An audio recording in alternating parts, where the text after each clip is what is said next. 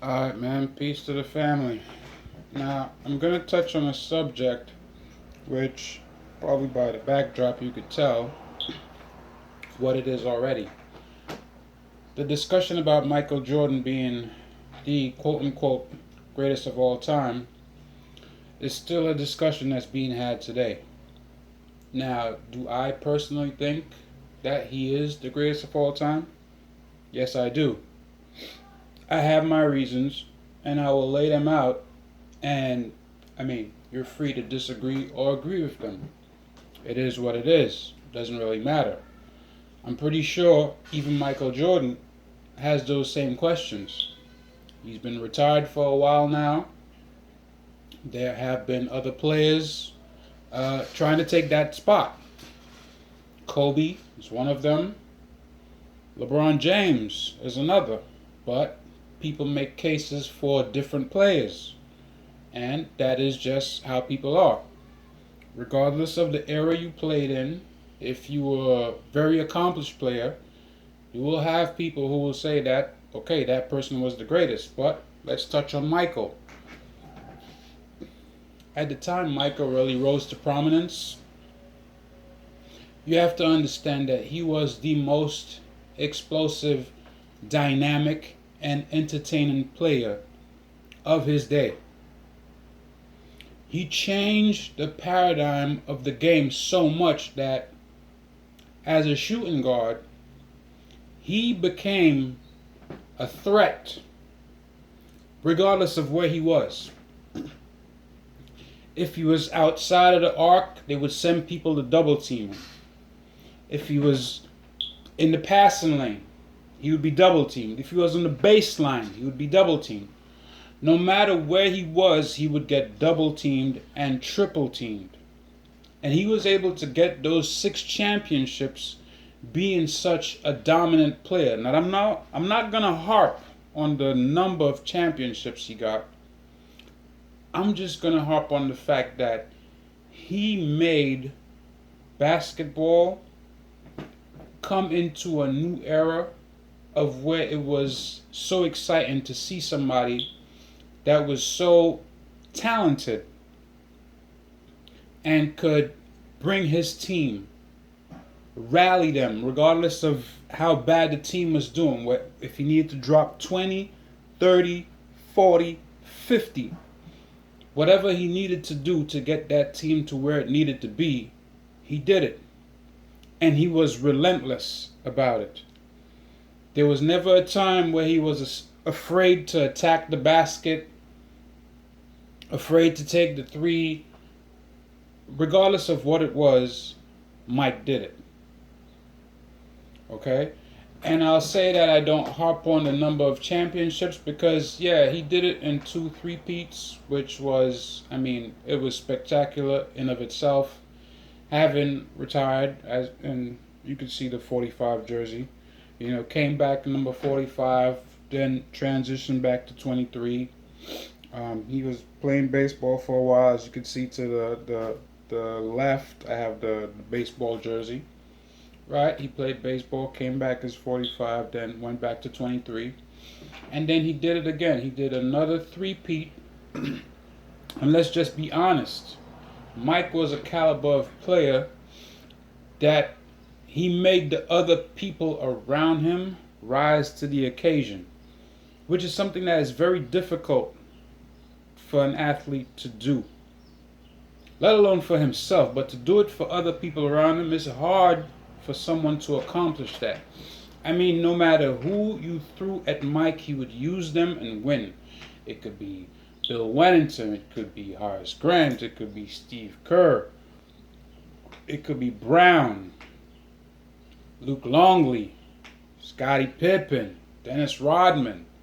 It doesn't matter who you threw into that soup of the Bulls with Phil at the helm. These guys were able to make it to the finals and get that chip.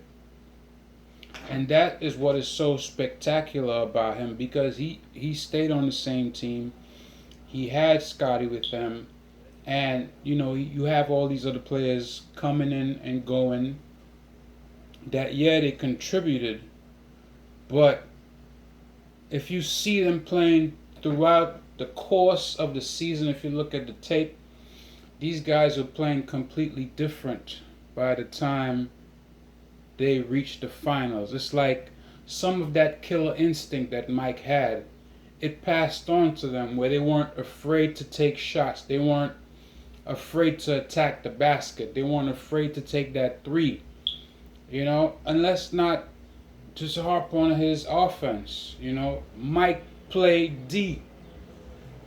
You know, he would if he shot that ball and missed. 9 times out of 10, he's going up for that rebound, or if the other team gets it, he's going in for the steal, and then he'll run the fast break. That's the kind of player he was. He played both ends of the floor relentlessly. He always wanted to come out on top. He always wanted to win. And I think that's something that a lot of players and even, the commentators, any one of them that says that he's not the greatest of all time, and then they give it to some other player, they're really not looking at that era objectively enough to say, man, this guy went up against Olajuwon, Ewan, Malone, Miller. I mean, all the big bads of that time and of that era where basketball was really physical. And I mean, guys got in your face and they talk trash, and he was really a shining star in that era, and you cannot take that away from him. Will there be another player to surpass him? I don't know. Maybe, maybe not.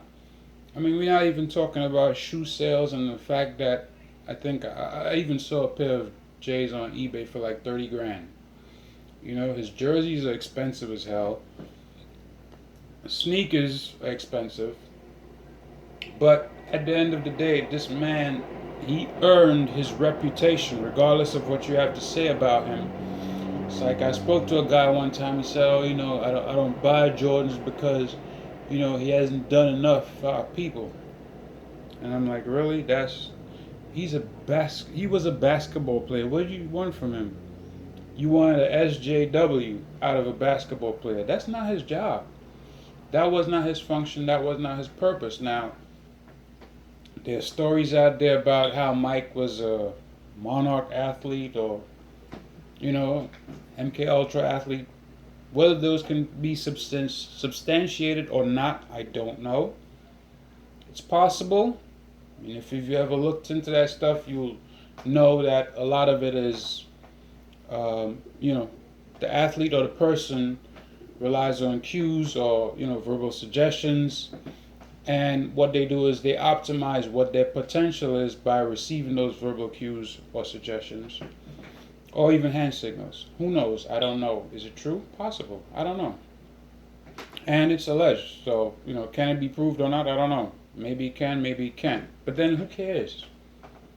He did what he did in the league, and he did it at peak. He was the guy that did it the best. And I think that is something that any Jordan fan or somebody who admired, I won't necessarily say fan, but somebody who just admired how he came into the game, dominated from his position. And let's not forget, Mike wasn't the biggest guy on the court.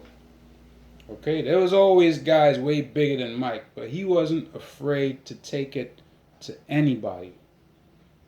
And I think that's one of the things that, it just speaks to that like killer instinct of his. It's like whoever it is, Shaq, Olajuwon, Duncan, Robinson, it don't matter who's in the middle. Whoever the big man is that's guarding the basket, he's going to come at you. And it's going to be an upper deck moment. You just knew that he was the guy that's going to take it to the hole. He's going to get that win. And, you're not going to be ashamed to have your jersey on at the end of the season. So I think, Mike deserves a lot of credit for what he did. And I don't know if he beats himself up about being the GOAT or whatever, but in my mind, he is, and I think he deserves that title. Until somebody else can come and, revolutionize basketball in a different way. So, I give Mike a lot of props. Like I said, I have his merchandise every now and again. I do buy, not as often as I used to, but every now and again I buy something because, this is the guy that I watched when I was a kid.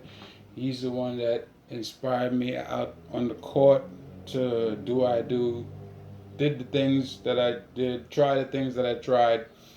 And, like I said, at the end of the day, he was really entertaining to watch.